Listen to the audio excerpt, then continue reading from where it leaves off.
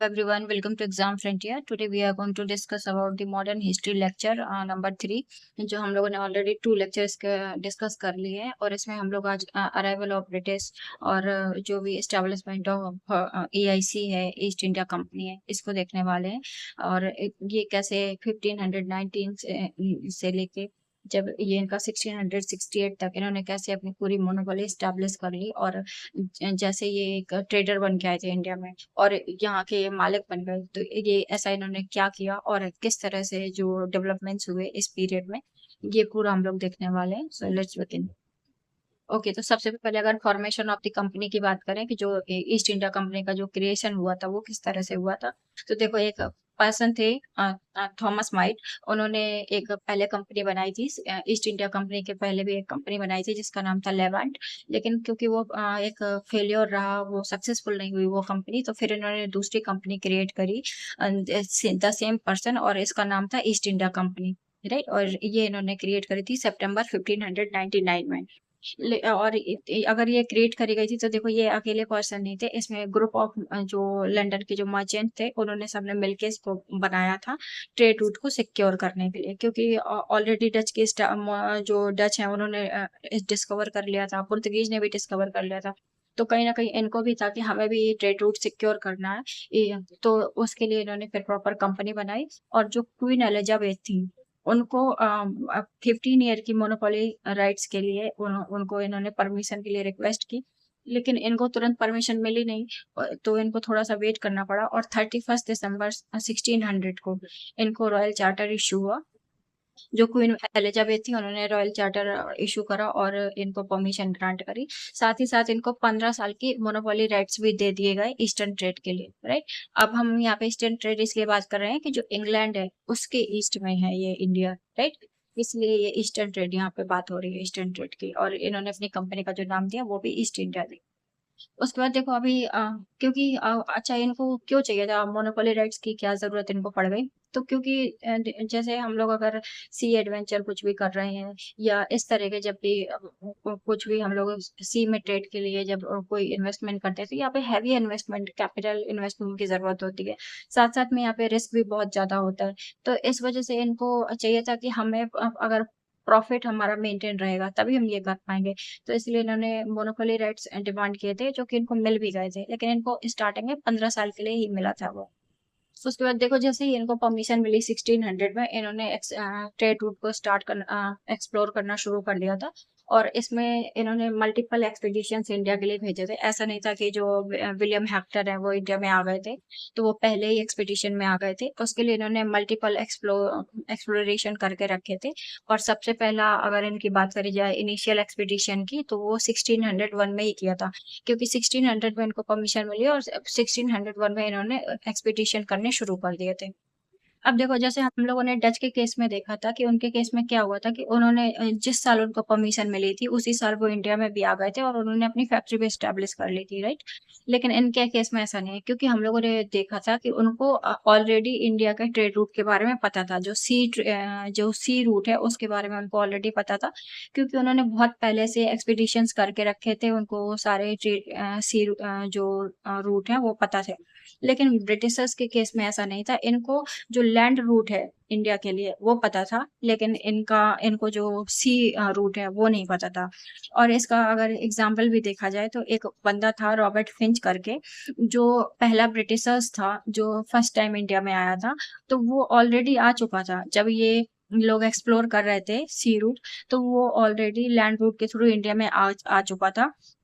और उसके बाद जब इन्होंने ये एक्सप्लोरेशंस करे अपने, तब जाके 1608 में ये सी रूट के थ्रू इंडिया में आए थे, राइट। तो अगर ट्रेड रूट की बात करी जाए तो ऑलरेडी ब्रिटिशर्स इंडिया में जो पहला ब्रिटिशर्स था रॉबर्ट फिंच वो आ चुका था। लेकिन सी रूट की बात करी जाए तो सी रूट से ये इनका पहला एक्सपीडिशन था। तो अच्छा, तो ये जो फर्स्ट एक्सपीडिशन इन्होंने किया था ये किसके अंडर किया था, तो सर जेम्स लैंकेस्टर थे, इनके अंडर में इनका पहला एक्सपीडिशन हुआ। लेकिन क्योंकि ये इंडिया के लिए रूट सर्च कर रहे थे, लेकिन इंडिया नहीं ये पहुंच पाए और इंडिया की जगह ये इंडोनेशिया पहुंच गए। और वहां पे ऑलरेडी देखो स्पाइसेस का वहां पे था, ट्रेड चल रहा था, लेकिन वहां पे डच थे, उन्होंने ऑलरेडी अपनी मोनोपोली एस्टेब्लिश कर ली थी और उनका पूरा कंट्रोल था। तो वहां पे ये ज्यादा कुछ कर नहीं पाए और इनको वहां से भागना पड़ा। उसके बाद इनका जो सेकेंड था, सेकेंड एक्सप्लोरेशन था, वो 1604 में हुआ, लेकिन वो भी एक फेल्ड ही रहा, क्योंकि वो उसमें ये लोग इंडोनेशिया भी नहीं पहुंच पाए, तो इनको स्टार्टिंग बीच से ही इनको भागना पड़ा। ओके, बाद उसके बाद जो थर्ड इनका एक्सपीडिशन था वो 1607 में हुआ था, और ये 3 शिप जो इंडिया की तरफ आ रही थी, उनमें मेनली जो एक पहले जो थे वो थे कैप्टन विलियम कीलिंग थे। ये जिस शिप को हेड कर रहे थे इसका नाम था रेड ड्रैगन, एंड जो सेकेंड थे वो थे कैप्टन विलियम हॉकिंस, राइट, और इनकी शिप का नाम था हेप्टर। तो ये इंडिया में आने के लिए इन्होंने शुरू कर दिया था। बट जो इंडिया में जो फर्स्ट टाइम जो सबसे पहले आया था वो था कैप्टन हॉकिंस, राइट, और ये आया था इंडिया के सूरत में सबसे पहले आया था 1608 में, राइट। 1608 में ये जैसे ही सूरत में आया, इसने सबसे पहले अपनी फैक्ट्री बनाई, लेकिन वहाँ का जो लोकल जो गवर्नर था उसने बोला कि नहीं, आपको पहले परमिशन लेनी पड़ेगी, जो यहाँ के जो जहांगीर है उससे आपको परमिशन लेनी पड़ेगी। तो इसके लिए ये 1609 में आगरा गया, लेकिन जहांगीर इसको मिला नहीं, और इसको वहां पे 3 साल तक वेट करना पड़ा। और 3 साल में इसने जब 3 साल बाद जब इससे जहांगीर मिला, तो इसने वहां पे फ्लुएंट टर्किश बोली, इसकी वजह से वो काफी इससे खुश भी हुआ, और इसको इंग्लिश खान का टाइटल दिया, साथ में इसको 400 का मनसब भी दिया, और उसके साथ में इसको एक प्रोस्टिट्यूट भी उसने गिफ्ट की। लेकिन देखो, इनको कोई भी ट्रेड कंसेशन नहीं दिया, क्यों? क्योंकि देखो ऑलरेडी उसके जो दरबार में पुर्तगीज थे, उनका इन्फ्लुएंस काफी ज्यादा था, और उनके ही एक तरह से प्रेशर बोल सकते हैं, उसकी वजह से या उसने खुद भी ज्यादा जरूरी नहीं समझा, और इनको कोई भी ट्रेड कंसेशन नहीं दी, ना ही परमानेंट फैक्ट्री बनाने की परमिशन दी, राइट। तो उसके बाद ये जो हॉकिंस था ये चला गया वहां से, और ये सेंट्रल एशिया की तरफ चले गया, ये इंडिया से ही चला गया, राइट, 1608 में।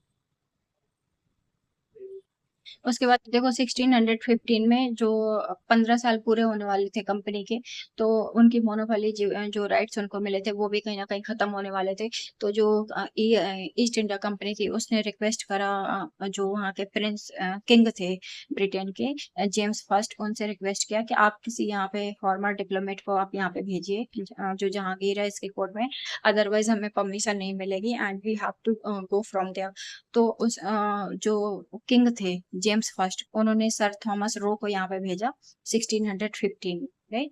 और वो मुगल कोर्ट में जब आए तो उनको भी यहाँ पे 3 साल तक रहना पड़ा, उसके बाद उनको ट्रेड राइट्स जो वो दिए गए थे। ओके, तो जब थॉमस रो इसके कोर्ट में आए, मुगल कोर्ट में आए, तो यहाँ पे उन्होंने फिर ट्रेड रूट्स सिर्फ सूरत के लिए एक्वायर नहीं करे थे, इनको यहाँ पे परमिशन आगरा, अहमदाबाद और भरूच के लिए भी मिल गई थी। और ये एक तरह से बोला जाए कि ये फाउंडेशन, जिसको बोला जाए कि फाउंडेशनल मोनोपोली यहाँ से स्टार्ट हो गई इंग्लिश की, और इसका इन्फ्लुएंस नॉर्थ और वेस्टर्न इंडिया में, इसका जो इन्फ्लुएंस है वो हम लोग आगे देखेंगे अभी। उसके बाद देखो, अगर साउथ की बात की जाए तो साउथ में इन्होंने जो अपनी फैक्ट्री बनाई थी वो मसूलीपट्टनम में बनाई थी 1611 में, राइट। तो इनकी जो फर्स्ट फैक्ट्री थी वो सूरत में थी, मसूलीपट्टनम में नहीं थी। तो ये चीज यहाँ पे याद रखना है कि सबसे पहले फैक्ट्री इन्होंने सूरत में बनाई थी, और सेकंड जो बाद में इन्होंने जो फैक्ट्री बनाई थी वो मसूलीपट्टनम में बनाई थी। फिर इनकी और जो फैक्ट्रीज थी वो आगरा और जो अहमदाबाद और भरूच में बनाई गई थी, राइट। तो मसूलीपट्टनम में भी जो इसको फैक्ट्री बनाने का क्रेडिट जो सर थॉमस रो है इनको ही जाता है, क्योंकि जो गोलकंडा का जो रूलर था उसके पास इन्होंने अपना एक पर्सन भेजा था, और उससे परमिशन लेने के लिए बोला था। तो जब गोलकोंडा के रूलर ने इनको परमिशन दे दी, उसके बाद इन्होंने मसूलीपट्टनम में अपनी पहली फैक्ट्री बनाई, और यहाँ से जो ट्रेड है वो शुरू करा। तो अब हम लोगों ने देखा है कि इनकी जो फैक्ट्रीज हैं वो सूरत में भी हो इस्टेब्लिश हो चुकी हैं, राइट, आगरा में हो गई है, अहमदाबाद में हो गई है, भरूच में हो गई है, और साथ ही साथ में इन्होंने मसूलीपट्टनम में भी अपनी फैक्ट्री इस्टेब्लिश कर ली है। तो अगर देखा जाए तो नॉर्थ में भी इनका प्रेजेंस हो गया है, राइट, साउथ में भी हो गया है, और ईस्ट में भी इनका कहीं ना कहीं प्रेजेंस अभी होने जा रहा है। तो अब यहाँ पे हम लोग बात करेंगे जो मद्रास है, राइट। मद्रास में इन्होंने क्या किया? तो देखो, अगर मद्रास की बात करी जाए तो 1639 में वहाँ पे लोकल नायक रूलर्स, उनका रूल था वहाँ पे, जो चंद्रगिरी गिरी रूलर्स थे उनका रूल था। तो फ्रांसिस डे था, उसने वहाँ पे जमीन खरीदी उनसे परमिशन लेके, और वहाँ पे जो फोर्ट सेंट जॉर्ज वहाँ पे बनाया। और ये इनका पहला ऐसा फोर्ट था जिसमें इनका इतना स्ट्रॉन्ग एक तरह से बोलें कि स्ट्रॉन्ग होल्ड था इनका यहाँ पे। उसके बाद अगर बॉम्बे की बात करी जाए तो जो किंग चार्ल्स थे, इन्होंने शादी करी थी पुर्तगीज की जो प्रिंसेस थी उससे शादी करी थी। और एज अ डावरी जो पुर्तगीज थे, क्योंकि उनका ऑलरेडी हम लोगों ने देखा था पिछले लेक्चर्स में कि उनका बॉम्बे वाले एरिया में कंट्रोल था, तो उन्होंने बॉम्बे एज अ डावरी ये किंग चार्ल्स जो ब्रिटेन के थे इनको गिफ्ट कर दिया था 1661 में। और उसके बाद क्या हुआ कि जो किंग थे, इन्होंने ईआईसी को ये लीज पर दे दिया 10 पाउंड पर ईयर के हिसाब से इनको लीज पे दे दिया। और जब से ये जो पूरा बॉम्बे वाला एरिया है ये ईस्ट इंडिया कंपनी के कंट्रोल में आ गया। तो अब देखो यहाँ पे अब इनका पूरा मद्रास भी कहीं ना कहीं इन्होंने अपना स्ट्रॉन्ग होल्ड कर लिया है। उसके बाद बॉम्बे भी इनके कंट्रोल में आ गया है। तो ये पूरा अपना किस तरह से ट्रेड नेटवर्क फैलाते जा रहे हैं और इसको स्ट्रॉन्ग करते जा रहे हैं, ये यहाँ पे देखना है। अब देखो ये पूरा इनका जो बॉम्बे और मद्रास वाला एरिया था ये इनका प्रेसिडेंसी हब बनने वाला था पूरा, क्योंकि इन्होंने पूरा यहाँ पे ग्राउंड वर्क तैयार कर लिया था। और ये पूरा एडमिनिस्ट्रेटिव वहाँ पे कैसे एडमिनिस्ट्रेशन सेट करना है, इसका पूरा ये लोग फ्यूचर में इसको यहाँ से कैसे ट्रेड करना है उसका पूरा ये लोग ग्राउंड वर्क तैयार कर रहे थे। उसके बाद अगर देखा जाए एक्सपेंशन इन बंगाल, तो देखो बंगाल में अगर हम लोग बात करें 1651 के अराउंड शाह सूजा का रूल था। जो जहांगीर था उसके 4 बेटे थे, उसमें से पहला जो था वो दारा सिकोता था, दूसरा था शाह सूजा और तीसरा था मुराद, थर्ड वन था और जो फोर्थ था वो था औरंगजेब। राइट। अभी ये जो एक तरह से दारा सिको वो दिल्ली में था, शाह सूजा इसको बंगाल का गवर्नर बनाया गया था, और जो औरंगजेब था ये ऑलरेडी दक्कन में था, और जो मुराद था ये गुजरात का इंचार्ज था। राइट। तो ये जो शाह सूजा था ये 1651 में ये गुजरात में सॉरी बंगाल में बैठा हुआ था। और क्योंकि ब्रिटिशर्स यहाँ पे ट्रेड करना चाह रहे थे तो इन्होंने इससे कांटेक्ट किया शाह सूजा से, और इसने इन लोगों को परमिशन भी दे दी यहाँ पे ट्रेड करने की। और साथ साथ में यहाँ पे जो कस्टम ड्यूटी है उसमें भी इनको छूट दे दी कि ये बिना कस्टम ड्यूटी दिए यहाँ पे ट्रेड कर सकते हैं। और इनको इसके बदले में जो सम पे करना होगा वो 3000 एनुअल सम पे करना होगा, और उसके बदले में इनको पूरे बंगाल में फ्री ट्रेड करने की परमिशन दे दी। राइट। तो ये एक बहुत ही सिग्निफिकेंट स्टेप था। इसके आगे जो रिपरकशंस होंगे उनको भी हम लोग देखेंगे। उसके बाद 1651 में ये जो इंग्लिश थे इन्होंने अपनी पहली फैक्ट्री हुगली में बनाई, और उसके साथ साथ में कुछ और फैक्ट्री जैसे कासिम बाजार, पटना और बालासोर में भी अपने ट्रेड नेटवर्क्स को कंसोलिडेट करने के लिए इन्होंने अपनी फैक्ट्रीज बनाई।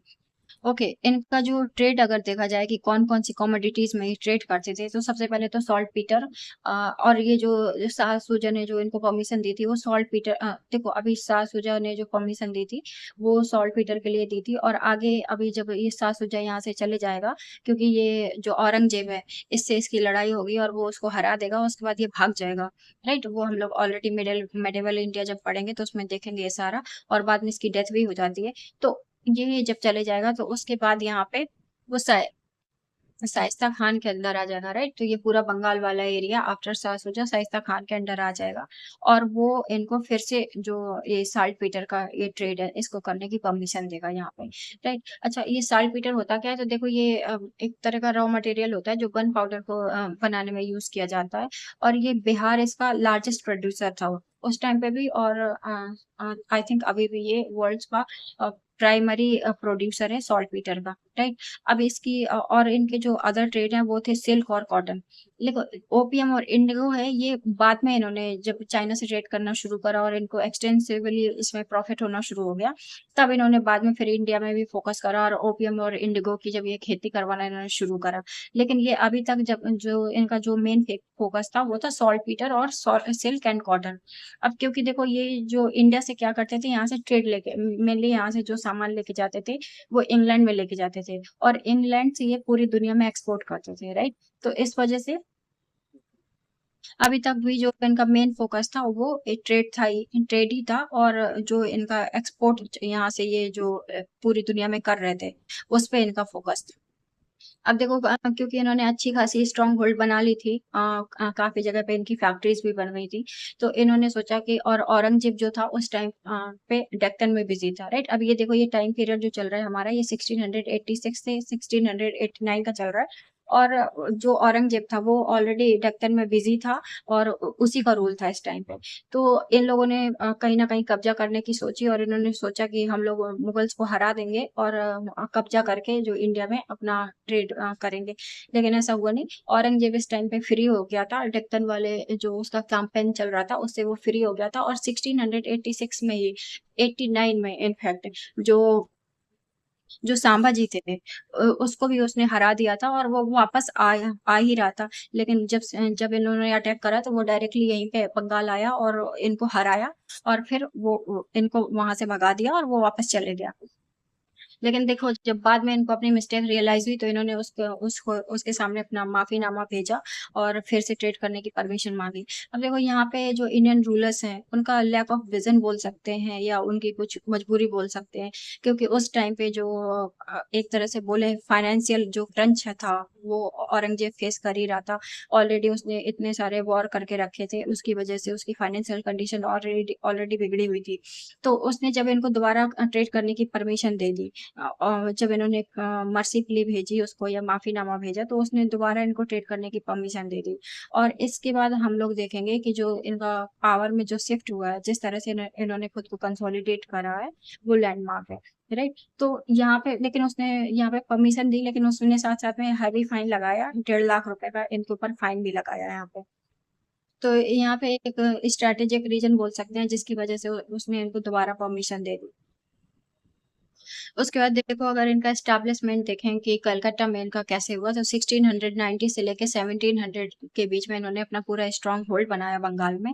और उसकी शुरुआत इन्होंने सुतनौती से करी, जो एक विलेज था यहाँ पे। जो जॉब चारनुक था, ये जब बंगाल आया तो इसने यहाँ पे ये एरिया डिसाइड करा कि यहाँ पे हम अपना बेस तैयार करेंगे। और उसके लिए इन्होंने 1698 में जमींदारी राइट्स भी एक्वायर कर लिए। राइट। और इन्होंने तीन जो विलेज थे उस टाइम पे, सुतनौती, कालीकटा एंड गोविंदपुर, इन्होंने 1200 रुपए में वहां के जो लोकल जो लोग थे उनसे जमींदारी में ये तीन गांव ले लिए।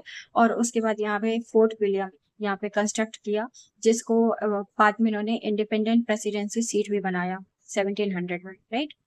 तो ये इनका पूरा बंगाल या कलकत्ता में बोल सकते हैं कि इन्होंने किस तरह से अपना पूरा स्ट्रॉन्ग होल्ड या अपने आप को फोर्टिफाई किया यहाँ पे। उसके बाद देखो एक बार ये देख चुके थे कि ये मुगलों से जीत नहीं पाएंगे, तो इसलिए इन्होंने कंटिन्यूअसली जो अपने रिलेशंस है वो मुगलों से मेंटेन करके रखे थे। राइट। और जो अदर यूरोपियन पावर्स थी वो भी इतनी खास कुछ बची नहीं थी, जैसे हम लोगों ने पुर्तगीज का भी देखा था। राइट। वो एक एरिया तक ही लिमिटेड थे, डच थे, वो भी इंडिया में नहीं थे। तो इनका जो स्ट्रॉन्ग होल्ड था वो काफी स्ट्रॉन्ग था। और अभी हम आगे चल के इनकी जो राइवलरी है वो फ्रेंड्स जो थे उनसे देखेंगे। लेकिन अभी ये जिस तरह से अपना स्ट्रॉन्ग होल्ड बना रहे हैं, तो इसमें क्योंकि ये मुगल से इनके रिलेशंस बहुत अच्छे थे इसलिए भी ये कर पाए। तो अब देखो ये जो फारूक शियार का फरमान है 1717 में, ये इनको और ज्यादा पावर देने वाला है।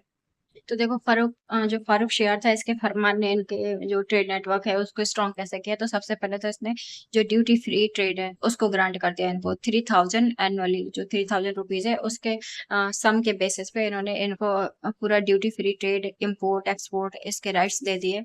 उसके बाद दस्तक प्रिविलेज, तो दस्तक में देखो इन्होंने क्या करा, एक तरह से के कस्टम पासेस थे ये, जो कंपनी का जो कार्गो मूवमेंट होता था उसके लिए इन्होंने अथोराइज कर दिया कि आप अपने खुद के जो दस्तक हैं उनको इशू कर सकते हो। और इनकी जो कार्गो मूवमेंट है वो एक तरह से इनको आने जाने का फ्री पास दे दिया। राइट। उसके बाद इन्होंने क्वाइनेज राइट दे दिया। हम लोगों ने देखो नेक्स्ट पिछले लेक्चर में अपने मिंट सिस्टम देखा था, क्वाइन मिंट सिस्टम। तो वो भी इनको यहाँ पे जो डच के पास था, जो डच को ऑलरेडी मिला था, वो भी इनको मिल गया यहाँ पे, जो मुर्शिदाबाद वाला जो एरिया था वहां पे। और EIC permitted to mint its own currency at the Murshidabad imperial mint, तो इनको इस क्वाइनेज राइट्स भी मिल गए। उसके बाद टेरिटोरियल एक्सपेंशन, तो इनको जो फारूक शियार था इसने परमिशन दी कि 38 जो एडिशनल विलेजेस हैं आप उनको भी आप अपने कंट्रोल में ले सकते हो। राइट। तो इनका एरिया देखो कितना मतलब कितना बड़ा हुआ होगा या कितने बढ़ते गया इनका धीरे धीरे। अब देखो इस टाइम तक ना जो लोकल जो बंगाल के जो नवाब थे, जो ऑलरेडी बंगाल में बैठे हुए थे, इनको कहीं ना कहीं इसके साइड इफेक्ट दिखने लगे थे, या इनसे इनको जो वो लोग ट्रेड जो देर की जो ऑलरेडी परमिशन दे रहे थे, उससे उनको इनको कितने लॉसेस का सामना करना पड़ रहा था, ये ऑलरेडी इनको कहीं दिखने लगा था और इस वजह से वो अपोज भी करने लगे थे। जैसे जब इनको टोटल एग्जेम्पशन मिल गया पूरा रॉयल फरमान के बेसिस पे कस्टम ड्यूटीज में, तब वहां पे जो नवाब बैठा हुआ था बंगाल में, उसने इसको अपोज किया था, राइट। उसी तरह से जब प्राइवेट ट्रेड का ये लोग मिसयूज करने लगे हैं, जब जो इनको दस्तक जैसे टैक्स फ्री जो ट्रेड एक तरह से करने के लिए इनको जो दस्तक इशू करी गई थी, तो उसका वो सिर्फ कंपनी के जो सर्वेंट्स थे उनके लिए, लेकिन ये जो कंपनी के सर्वेंट्स थे अपना प्राइवेट ट्रेड भी करते थे और उसके लिए भी ये दस्तक का यूज करने लगे थे, तो इस तरह से एक मिसयूज करने लगे थे उसका, राइट। तो उसका जब उस टाइम पे जो रूलर बंगाल में जो बैठा हुआ था, रूल कर रहा था, वो था मुर्शीद कुली खान, ठीक है। उसने भी इसको जो इसके मिसयूज को उसने प्रिवेंट करने के लिए कोशिश करी, वो हम लोग आगे देखेंगे जब हम लोग इसके डिफरेंट डिफरेंट वॉर्स देखेंगे, लेकिन वो भी यहाँ पे नाकाम अब रहा एक तरह से, या कर नहीं पाया। उसके बाद जब ये फोर्टिफिकेशंस कर रहे थे, मिलिट्री फोर्स बना रहे थे कलकत्ता में विदाउट परमिशन, तो उस टाइम पे भी जो वहाँ के रूलर्स थे उनको ये दिख रहा था कि ये डायरेक्ट थ्रेट है जो उनकी सॉवरेनिटी को ये लोग कर रहे हैं, लेकिन उन लोगों ने बहुत सारे ऐसे काम भी किए, जैसे अभी हम लोग देखेंगे सुजाउद्दौला के बारे में देखेंगे, या और जो बंगाल का नवाब था उसने इनको रोकने की कोशिश करी, और फिर उसके बाद जो बैटल ऑफ बक्सर हुआ और बैटल ऑफ प्लासी, ये सारे हम लोग आगे वॉर देखेंगे और इन्होंने किस तरह से ये जीतते चले गए या किस तरह से अपना स्ट्रॉन्ग होल्ड बनाते चले गए, वो भी देखेंगे। उसके बाद देखो हम लोगों ने जब देखा था पुर्तगीज आए थे, तो वो मतलब जिस तरह से वो यहाँ पे प्रॉफिट कमा रहे थे, लेकिन जब इंग्लिश आए और इन्होंने अपना बंगाल वाले एरिया में ये पूरा स्ट्रॉन्ग होल्ड किया, तब इनकी जो ट्रेजरी है वो किस तरह से बढ़ी है ये देखो, लाइक 92%। डच का देखो, फ्रेंच का देखो, उसके कंपैरिजन में जो इनकी ट्रेजरी है वो कितने तेजी से बढ़ी है। By 720 Bengal emerged as the richest province in Mughal empire with British CIC capturing the dominant share of maritime exports over European competitors। तो इनके जितने भी यूरोपियन कॉम्पिटिटर्स थे उसमें सबसे ज्यादा अगर रिच कोई बन के उभरा था तो वो EIC था। अब देखो इसके पीछे के अगर मेजर रीजंस की बात करी जाए कि जो EIC है यही इतनी स्ट्रांग क्यों बन के उभरी, बाकी की जो कंपनीज थी जैसे डच की हो गई या फ्रेंच ईस्ट इंडिया कंपनी हो गई या पुर्तगीज की हो गई, ये क्यों नहीं कर पाए। तो सबसे पहले इनका अगर कंपनी का स्ट्रक्चर देखा जाए ना, तो ये जॉइंट स्टॉक स्ट्रक्चर था, राइट। इसमें जो डायरेक्टर्स थे वो ऑटोनोमस कोर्ट ऑफ डायरेक्टर्स थे। जैसे अगर हम लोग डच की बात करेंगे तो वो गवर्नमेंट कंपनी थी, राइट, लेकिन इनकी जो ये कंपनी थी ये प्राइवेट कंपनी थी। उसके बाद में अगर इंडिपेंडेंट डिसीजंस की बात करी जाए तो इनके जो डायरेक्टर्स थे वो इंडिपेंडेंटली जो अपने डिसीजन है वो ले सकते थे, लेकिन जो फ्रेंच है या जो डच है उनको परमिशन लेनी पड़ती थी, क्योंकि वो गवर्नमेंट कंपनी है, राइट। तो गवर्नमेंट में अगर प्राइवेट और गवर्नमेंट का कंपैरिजन करा जाएगा तो आज भी हम लोग देखते हैं कि जो प्राइवेट है उसमें डिसीजंस कितने फास्ट होते हैं और एक तरह से बोले कि बेटर डिसीजंस होते हैं in comparison to government, right. और इनका अगर नेवल और मिलिट्री सुप्रीमेसी देखी जाए तो उस टाइम पे इनकी जो पूरे वर्ल्ड में इनकी नेवी सबसे रॉयल नेवी के नाम से जानी जाती थी, क्योंकि ये सुपीरियर नेवी थी पूरे वर्ल्ड में इनके पास उस टाइम पे। और इंडस्ट्रियलाइजेशन वाला पीरियड भी ये उसी टाइम पे चल रहा था इनका। उसके बाद फाइनेंशियल स्टेबिलिटी, तो जब इन्होंने बंगाल की वेल्थ जब इनके पूरे कब्जे में आ गई, बेटर जो प्लासी का जो युद्ध हुआ था और बक्सर का जो 1764 का युद्ध हुआ, उसके बाद इन्होंने जो मिलिट्री कैंपेन्स किए और लोकल अलायंसेस किए, उसके बाद इनके पास इतनी वेल्थ बंगाल की इतनी वेल्थ आ गई थी कि ये कोई भी जो वॉर है उसको अफोर्ड कर सकते थे। तो ये कहीं ना कहीं इनके मेजर रीजंस थे जिसने इनको सक्सेसफुल बनाया इंडिया में। उसके बाद अगर देखो कंपैरिजन करें British east India company, French east India company and Dutch east India company का, तो सबसे पहले अगर हम लोगों ने जैसे देखा ये इंडिपेंडेंट जॉइंट स्टॉक कंपनी थी, इनकी स्टेट कंट्रोल कंपनी थी, मोनार्ची जो इनकी थी वो कंट्रोल करती थी। और इन जो डच थे इनकी भी क्वासी स्टेट या मर्चेंट काउंसिल थी, राइट। प्राइमरी अगर इनका रीजन देखा जाए किसको, तो ब्रिटिश जो कंट्रोल कर रहे थे वो मेनलैंड इंडिया को कर रहे थे। कलकत्ता मद्रास जो रिचेस्ट प्रोविंस थे इंडिया के उनको कंट्रोल कर रहे थे। और फ्रेंच देखा जाए तो ये पौंडीचेरी और कोरोमंडल वाले एरिया में वहां पे ये अपने आप को इन्होंने लिमिटेड कर लिया था, राइट। डच का भी देखा जाए तो ये भी कहीं ना कहीं समझ नहीं पाए कि इंडिया का जो इंटीरियर है यहाँ पे इतना पैसा होगा, और इन्होंने पूरा जो अपना फोकस है वो इंडोनेशिया में कर लिया। उसके बाद फाइनेंशियल सिस्टम देखा जाए जो रोबस्ट बैंक ऑफ इंग्लैंड है वो इनको कहीं न कहीं क्रेडिट कर रहा था, क्योंकि इनको जब पैसे की कमी होती थी तो इनकी जॉइंट स्टॉक कंपनी है तो क्या अपने शेयर्स इश्यू कर देते थे, राइट? और इनको पैसा वो और देखो उस टाइम पे एक तरह का इनोवेशन था, जो बाकी की जो फ्रेंच ईआईसी थी और डच ईआईसी थी इनके पास नहीं था, राइट? क्योंकि ये अपने जो डिपेंडेंट थे वो रॉयल ट्रेजरी पे डिपेंड थे। अगर डच की बात करी जाए तो इनका जो high dividend pay out pressure इनके ऊपर बहुत ज़्यादा रहता था। उसके बाद अगर नेवल और आर्मी पावर की बात करी जाए तो इनकी मॉडर्न थी, डिसिप्लिन थी, वेल पेड थी, क्योंकि इनके पास पैसा बहुत था तो ये अच्छा पे कर सकते थे। लेकिन जो फ्रेंच ईआईसी था उनके पास ऐसा नहीं था। उनके जैसे अगर लीडर्स की बात करी जाए तो लीडर्स इनके पास टैलेंटेड लीडर्स थे, लेकिन उनके पास ट्रूप्स उस क्वालिटी की नहीं थी। अगर डच की बात करी जाए तो ये जो लोकलाइज्ड जो डिफेंसिव फ्लीट होते हैं उन्हीं को रखते थे, तो इसकी वजह से इनकी आर्मी भी इतनी स्ट्रांग नहीं थी। तो ये सारे जो कुछ फैक्टर्स थे जिन्होंने ब्रिटिश ईस्ट इंडिया कंपनी को इतना स्ट्रांग बनाया। अब देखो जो इनका जो सर्ज हुआ है, अगर इनका कॉमर्शियल एक्सपेंशन देखा जाए 1680 से लेके 1760 के बीच में कितनी तेजी से हुआ है। और ये जस्ट बिकॉज क्योंकि ये टेक्सटाइल सिल्क और सॉल्ट पीटर का जो ट्रेड कर रहे थे उसकी वजह से ये हुआ है। और देखो जब इन्होंने बंगाल को कॉन्कर कर लिया ना तो उसके बाद से इनको इतनी लिवरेज मिल गई कि जब एंग्लो फ्रेंच या कार्नेटिक वॉर्स चल रहे थे, जो हम लोग अभी आगे देखेंगे, उस टाइम पे भी इनको फंड की कोई कमी नहीं हुई थी, जबकि जो फ्रेंच थे वो कहीं न कहीं इस प्रॉब्लम से परेशान थे कि उनको फंड की कमी पड़ रही थी।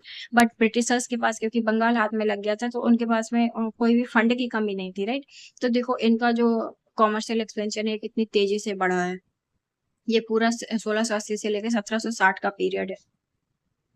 ओके, अब इन नेक्स्ट जो इम्पोर्टेंट इनका एक गवर्नेंस फ्रेमवर्क देखा जाए कि इंग्लिश ईस्ट इंडिया कंपनी है, इसका गवर्नेंस स्ट्रक्चर कैसा था। तो ये डच के जैसा ही था, सेम था, लेकिन इनका जो फैक्ट्री फ्रेमवर्क था, इन्होंने क्या करा था, जो रीजनल एरियाज है जैसे बॉम्बे हो गया, बंगाल हो गया, मद्रास हो गया, तो ये जो कुछ इंपॉर्टेंट एरियाज थे यहाँ पे इन्होंने अपने रीजनल सेंटर्स बना के रखे थे, राइट? जैसे मद्रास में हो गया फोर्ट सेंट जॉर्ज हो गया, जो बंगाल वाला वहाँ पे हुबली और कोलकाता में इन्होंने फोकस करके रखा था। और एज जितने जो भी ये सेंटर्स होते थे यहाँ पे काउंसिल होती थी। हर फैक्ट्री में एक काउंसिल होगी और उसको गवर्न करा जाता था प्रेसिडेंट के through, right? Also functioning as the regional governor, तो इसको या गवर्नर बोलो या प्रेसिडेंट बोलो एक ही बात है। ये इस फैक्ट्री को गवर्न करता था। अगर मेजोरिटी रूल की बात करा जाए तो अगर एडमिनिस्ट्रेटिव और कोई भी कमर्शियल डिसीजन लेने होते थे तो वो जो मेजोरिटी बोर्ड होता था वो वोटिंग के थ्रू यहाँ पे तय किया जाता था हर फैक्ट्री काउंसिल में। तो ये अभी अभी जब हम रेगुलेटिंग एक्ट आएंगे तो ये चेंज होगा, लेकिन अभी अगर इस टाइम पीरियड की बात करी जाए तो यहाँ पे जो मेजोरिटी ऑफ डिसीजंस है वो कंसेंसस के बेसिस पे वोटिंग के थ्रू लिए जाते थे, राइट? ओके, तो ये पूरा ब्रिटिश एक्सपेंशन का था, जो बेस्ड लेक्चर था। अब इसमें इन लोगों ने सिर्फ ऐसा नहीं किया कि इनकी जो कंपनी थी या एडमिनिस्ट्रेशन था वही स्ट्रांग था, वही एक मेन रीजन था। इनकी स्ट्रैटेजी भी थी, जैसे जब पोस्ट मुगल जो डिक्लाइन था उस टाइम पे इन्होंने कुछ ऐसी स्ट्रैटेजी अपनाई, जैसे जो सक्सेसर्स थे, लोकल जो रूलर्स थे, उनके जो सक्सेसर्स थे उनके बीच में कंटिन्यूअसली लड़ाई चलती रहती थी, तो वहां पे इन्होंने इंटरफियर करा। जैसे हम लोग अभी कार्नेटिक और बंगाल और ये वाले जो अभी आगे जाएंगे तो फर्दर लेक्चर्स में हम लोग देखेंगे कि यहाँ पे क्या चल रहा था, और जो इनके लोकल रूलर्स थे उनके बीच में इन्होंने किस तरह से इंटरफियर किया और कैसे एक दूसरे को लड़वाया और फिर वहां पे जो अपना एक तरह से स्ट्रॉन्ग होल्ड है वो बनाया। तो ये पूरा इनका स्ट्रैटेजिक भी थी इनकी, जो बहुत एक ब्रिलियंट स्ट्रैटेजी इन्होंने बनाई और पूरे इंडिया को कॉन्क्योर करा, राइट? तो ये पूरा लेक्चर था। Thank you so much.